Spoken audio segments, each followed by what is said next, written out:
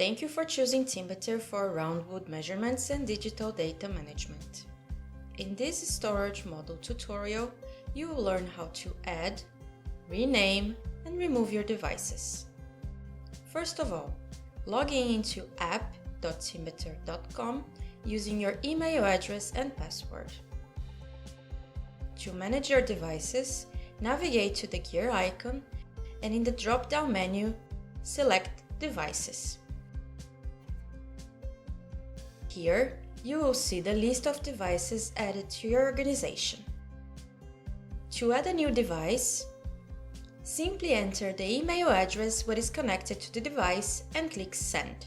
Or, if the app is already downloaded, in the application welcome screen, click that you are already a member, enter the name, email, and the code from the storage model.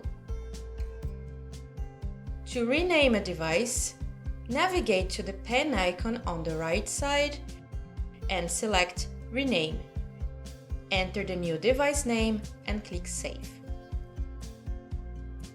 To remove a device, navigate to the pen icon on the right side, select Unlink and confirm.